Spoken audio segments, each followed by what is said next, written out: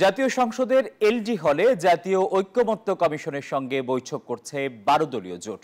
বিকেল 3টায় একই স্থানে সমাজতান্ত্রিক দল আম্বিয়ার সঙ্গে বৈঠক করবে জাতীয় ঐক্যমত্য কমিশন। এর আগে গতকাল শনিবার জাতীয়তাবাদী সমমনা জোটের সাথে সংলাপে বসে জাতীয় ঐক্যমত্য কমিশন। গণতান্ত্রিক ব্যবস্থা প্রতিষ্ঠায় রাজনৈতিক দলগুলো নিজ নিজ অবস্থান থেকে ছাড় দেবে বলে আশা করছে কমিশন।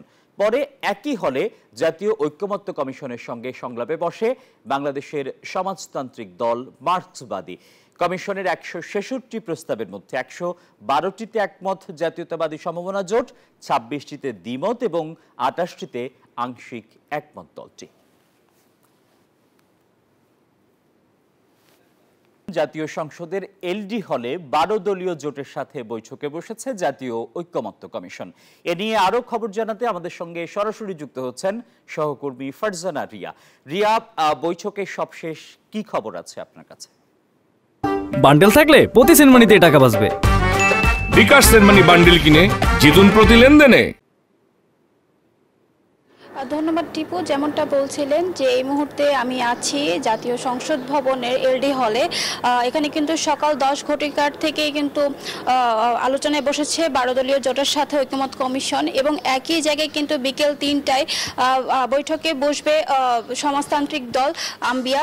এছাড়া এই আলোচনায় বসার শুরুতেই কিন্তু তারা জানিয়েছেন যে এখন পর্যন্ত অনেকগুলো প্রস্তাবনা তারা দিয়েছেন। এই সংস্কার কমিশনের যে প্রস্তাবনা দেওয়া হয়েছে তার মধ্যে কিন্তু 122টি ইতিমধ্যে একমতে এসেছে এবং বাকি 28টি প্রস্তাবনা নিয়ে কিন্তু এখনো বিভিন্ন ধরনের দ্বিমত চলছে এবং তারা আশা করছেন যে এই যে প্রস্তাবনা নিয়ে দ্বিমত রয়েছে সেগুলো কিন্তু তারা আলোচনার মাধ্যমে এবং রাজনৈতিক সহযোগিতার মাধ্যমে তারা কিন্তু এইসব প্রস্তাবনাতে একমতে আসতে পারবেন। এছাড়া সকাল আলোচনার শুরুতেই যে আলিয়াজ বলেছেন যে এই প্রস্তাবনার মধ্যে যে দ্বিমতগুলো হচ্ছে সেগুলো কেন হচ্ছে এবং এই প্রস্তাবনার মধ্যে কি আরো কোনো সংস্কার আসা যায় কিনা এই বিষয়ে তারা বারবার বৈঠক করছেন।